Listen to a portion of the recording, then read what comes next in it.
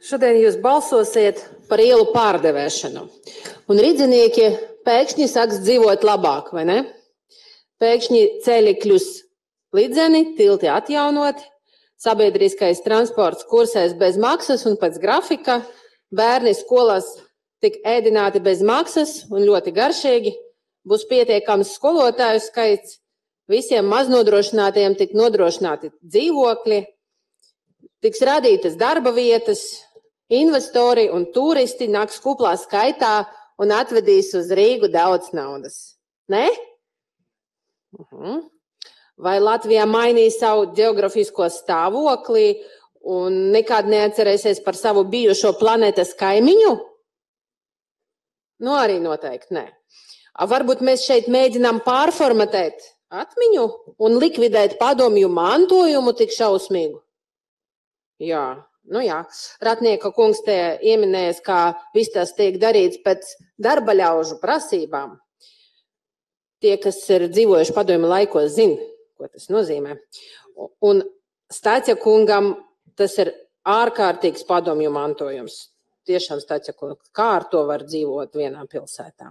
Varbūt jūs neesat no šīs pilsētas, atvainojos.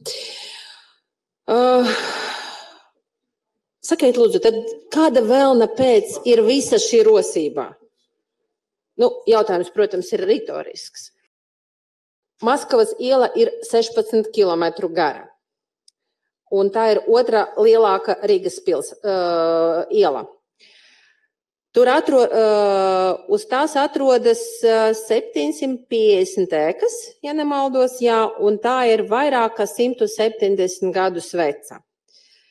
Bet pat, ja jūs pārdevēsiet šo ielu, tad par pilnīgi jebkuru nosaukumu šis rajons nepārstās būt par Maskačku. Nekad. Var pat nosisties ar to pārdevēšanu. Ar ko jūs pašreizējā koalīcija pelnīsiet savus politiskos punktus pēc tam, kad būsiet iznīcinājuši visu padomju mantojumu? Ko jūs vispār bez tā darītu? Stabiņu sliktu. 30 gadu laikā jūs neesat iemācījušies strādāt, un tie, kas ir iemācījušies strādāt, nav pie varas un bieži vien pat nav Latvijā. Te Ikstena kungs man pieminēja vairāk kārt, sveiki, un es te vēl vairāk kārt radīšos, jo man ir daudz sakama šovakar. Ziniet, es izaugu ar latviešiem, un viņi vienmēr bija teikuši, kas ir vainīgs Puškins, bet atklāt sakot, Puškinam ir viena alga, un Maskava ir viena alga, ja mums nebūs šīs ielas. Mums nebūs viena alga. Puškina ielā mums ir 600 metru gara. Un, kā šeit tika pieminēts, tā ir no 1923. gada. Rīgā dzīvoja dzejnieka iemīļotā Anna Kerna. Un no Rīgas, no Annas Petrovnas rokām Puškins saņēma savā iemīļotā Bairona sējumus. Puškins savos darbos Rīgu piemin vairāk kārt. Kas tik nav tulkojuši Puškina darbus? Juris Alunāns, Matis Kaudzīte, Jānis Rainis, Kārlis Krūza, Viktors Eglītis un vairāki citi. Ko lai saka par to, ka Puškina pasakas ir pārgājušas latviešu folklora, piemēram, pasaka par zvejnieku un zelta ziltiņu. 20. gadsimta 20. un 30. gados Rīgā tika iestudēts operas pēc Jevgeņa. Ziniet, man būtu patīkami, ja jūs man klausītos, un tas būtu pieklājīgi. Jūs taču esat latvieši pieklājīga tauta, vai ne? Jā. Es vismaz pamēģināju. Tātad, 20. gadsimtā, 20. un 30. gados Rīga tika iestudētas operas pēc Jevgeņa Aņegina, Pika Dāmas un Borisa Godunova sižetiem. Tajos pašos gados Puškina dienas svinēja arī Vidzemē un Kurzemē, kur tas kļuva par Krievu kultūras dienām. 1937. gadā metropolīts Augustīns noturēja rakstnieka bēru dievkalpojumu un vārdu par Puškinu teica Kristus dzimšanas katedrāles rektors Jānis Jansons. Dailes teātris iestudēja Jāņa Grosta mūziklu Puškins pēdējās dienas. Taču vienalga Latvija pie visa vainīgs izradies Puškins. Acim redzot, viņu vieglāk sasniegt nekā Putinu, un nekas par to nebūs. Nu, jūs visi zināt, kā es balsošu. Es tā teicu, ka man ir daudz sakamā šovakar. Jā, starp citu, balsojot par mūsu priekšlikumiem, jo mēs ar Miroslavu piedāvājam nodot visu šo pārdevēšanu publiskai apspriešanai. Nu, tas būtu tikai demokratiski, vai ne? Jā, Lomonosova iela, tā ir 720 metrus gara un Rīga ir kopš 1950. Gada. Jā, Mihails Lomonosovs pats nodzīvoja līdz 1765. Gadam. Kad Keldiša piemineklis tika demontēts, viens nevižīgs deputāts, es pat neatceros uzvārdu, nāca uz tribīnes tepat un lielījās, kā nezinot slavenu akademiķi. Un es mēģināšu novērst šāda veida tumsonību un pastāstīt jums par Lomonosovu. Viņš noformulēja daudzus likumus, bet vissvarīgākais no tiem ir vielu masas saglabāšanas likums. Vienkārši sakot, ja kaut kas vienā vietā pazūd, tad tai pašai lietai, tādā pašā daudzumā. Es starp citu jūs klausījos, un tas ir šausmīgi nepieklājīgi. Es sākšu no jauna. Tātad, ja kaut kas... Jā. Es saprotu, ka jūs pa mani runājat un par šo lietu, jā, bet... Okay. Vissvarīgākais tātad no tiem likumiem masu saglabāšanas likumi. Man ir vienkārši 2 laiki, es varu tos apvienot un ilgi šeit stāvēt un jums stāstīt. Ja kaut kas vienā vietā pazūd, tad tai pašai lietai, tādā pašā daudzumā ir jāparādās citā vietā. Šo likumu var attiecināt arī uz to, ka ja no šienes pazudīs visi krievu cilvēki, tad tikpat lielā skaitā jāierodas citiem cilvēkiem, citādi Latvija izmirs. Tā 1874. gadā pedagogs Fricis Brīvzemnieks Treilāns publicēja pētījumu par vienkāršu cilvēku, kurš kļuva par izcilu zinātnieku. Un jūs, kolēģi, nekad nekļūsiet par izciliem, tāpēc, ka jūs pļāpājat un traucējat man runāt. Un tas ir tik bezkaunīgi. Vēstījumu par Lomonosovu pelnīti novērtēja Krišjānis Valdemārs Ausiklis un daudzi citi, un jūs nenovērtējat. Jā, tāpēc, ka par viņu atcerēsies vēl gadsimtiem ilgi, par jums neviens neatcerēsies, par tiem, kas šobrīd balsos pret. Par šo. Brīvzemnieks ar Lomonosovu piemēru vēlēs iedvesmot Latvijas jaunatni, kā arī vienkāršas šķiras cilvēks var kļūt dižs. Atkal vēsture atkārtojas. Izglītības ministrija slēdz lauku skolas. 150 gadus pēc brīvzemnieka darba par Lomonosova daudzi Latvijas lauku bērni, tāpēc kā pats Mihailo Lomonosovs, cīnīsies par tiesībām uz izglītību un tālu brauks uz tuvāko skolu pēc zināšanām. Varbūt tomēr ir par agru pārdevēt šo ielu. Nu, jūs zināt, kā es balsošu. Sen neesam redzējušies. Jā, es šo grāmatu paņemu nevis, lai sistu kādu, kas te pļāpās tagad, vai nepļāpās. Jā, bet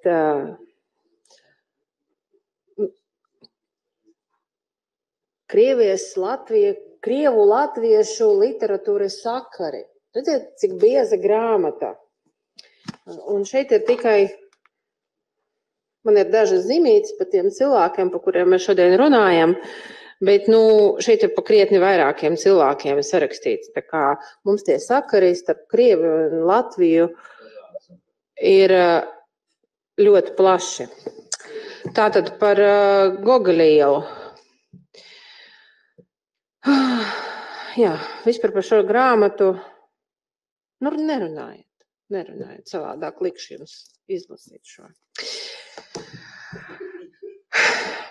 Jā, Stalta kunga ziņojums, līdzīgi, ka pārējie ziņojumi vienkārši izcelās ar savu mežonību, tāpēc es turpināšu jums stāstīt faktus. Faktus no grāmatas, jo tāda sajūta dažreiz, ka, ziniet, ka krieviski ir teiciens, ka tiešām būs jālasa šī grāmata visiem pēc kārtas. Es pieņemšu eksāmenu. Jā, krieviem ir tāds teiciens, Čukča nav lasītais, Čukča ir rakstnieks. Jā, un tad sajūta, ka daži tikai raksta šos lēmumu projektus, un man pa viņiem kauns, tas spāņu kauns. Labi, pie Gogoļa ielas. Tā ir 1 kilometra gara. Es varu jūs pārkliegt, tāpēc, ka man ir mikrofons. Rīgā tā ir no 1902. gada. Gogoļs Rīgā nav bijis pats. Viņš nodzīvoja līdz 1852. gadam, bet Gogoļa dailrāde bija ļoti labi zināma Latvijā un vēl joprojām ir. Pirmais Gogoļa tulkojums latviešu valodā datēts ar 1869. gadu. Un tas ir stāsts par to, kā Ivan Ivanovičs strīdējies ar Ivanu Nikiforoviču. Nē. Arī Apsīšu Jēkabs savā stāsta kaimiņi, kas tapis Gogoļa iespaidā, strīdās par niekiem. Latvijā nebija iespējams neiestudēt revidentu. Tas notika 1870. gadā, un vēlāk 1874. gadā Vecpiebalgā ar amatieru spēkiem Andrejs Pumpurs, tur bija brāļi Kaudzīts, Andrejs Stērste, Atis Kronvalds un citi. Es skatos par tiem kultūrāliem latviešiem, kas šeit sēž domē. Un citi latviešu kultūras aktīvisti, toreiz tie bija kultūras aktīvisti, iestudēja Lugu bez tās cenzūras, kas bija pirmajā iestudējumā. Un, ziniet, zemnieki ieradas uz izrādi tādā kuplā skaitā, ka teatris, kas bija vecas kazarmas, nespēja uzņemt visus interesantus, un dienā tika izradītas 2 izrādes. Vēlāk revidentu tulkoja pats Andrejs Upīts. Latviešu valodā tika tulkots Taras Bulba un Mirošas dvēseles. Latviešu rakstnieki daudzajāda ziņā iedvesmojas no Gogoļa. 90. un 2000. gados Gogols atkal parādījies uz Latvijas teātru skatuvēm un jāteic, ka tieši ar šiem iestudējumiem latviešu aktieri izpelnījies daudz panākumu starptautiskajos teātru festivālos. Katrs balsos pēc savas sirdsapziņas, es balsošu pret.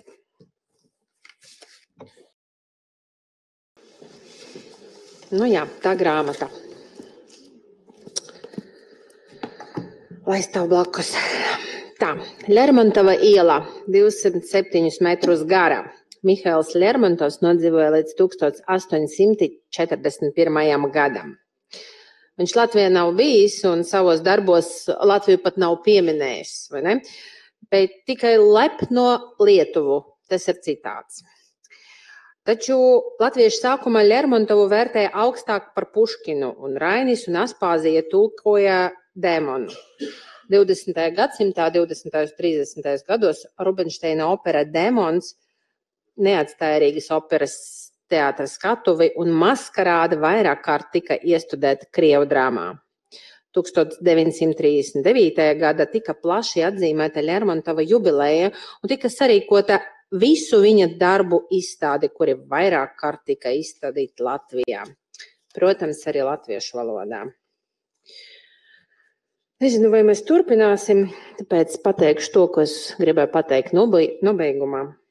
Ziniet, cilvēku stulbumam nav robežu, un ļoti daudz stulbuma ir šeit.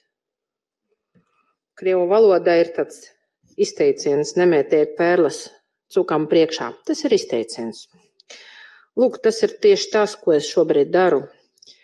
Es zinu, ka manas runas šodien tam ielām nepalīdzēs, bet vienkārši, ja es to nepateikšu, tad neviens izņemot mani un manu kolēģis to nepateiks. Un, ziniet, taisnīgums tas tik un tā uzvarēs. Visi zina, ka es balsošu. Es šodien paskatījos, kas ir Nils Josts pirmo reizi ieraudzīju Jostu kungu šeit tepat. Droši vien, ka viņš nav izpelnījis savu deputāta algu. Jā, Turgeņeva iela ir 783 metrus gara. Rīgu Turgeņevs ir apmeklējis 2 reizes. Vienu reizi bērnībā, kad viņam bija 4 gadi, un kad vecāki viņu veda caur Latviju, un tad otrais, kad viņu caur Dvinsku veda uz Pēterburgu apbedīšanai. Taču muzejā ir latviešu mākslinieka Artemija Gruzdiņa gleznots Turgeņeva portrets. Bet galvenais piemineklis Turgeņeva saiknē ar Rīgu un Mītavu ir 50 vēstules, ko rakstnieks rakstīja Emīlam Berem, sava darbu krājumu vācu valoda izdevējam. Turgeņevs latviešu periodika tiek pieminēts jau kopš 1868. gada, un viņa pirmais darbs, Mans kaimiņš Radilovs, tika nodrukāts 1879. gadā. Pēc tam viens pēc otra latviešu valodā tika tulkot stāsti mednieka piezīmes. Par galveno Turgeņeva tulkotāju kļuva Apsīšu Jēkabs. Viņš arī savus darbus veidoja pēc Turgeņeva tēla un līdzības. Viņa laimes spoks ir gandrīz tiešā Bežeņa pļava kopija. Turgeņevu tulkoja arī Andrejs Upītis un Roberts Kroders, Karlis Skalbe, Aleksandrs Čaks un daudzi citi. Tiešām daudzi citi. Turgeņeva rakstu krājumi tika publicēti 1930. un 37. gados. Ziniet, Einšteinam tiek piedēvēta frāze, ka tikai 2 lietas ir bezgalīgas - visums un cilvēka stulbums, bet par pirmo es neesmu pārliecināts. Ziniet, taisnīgums uzvarēs.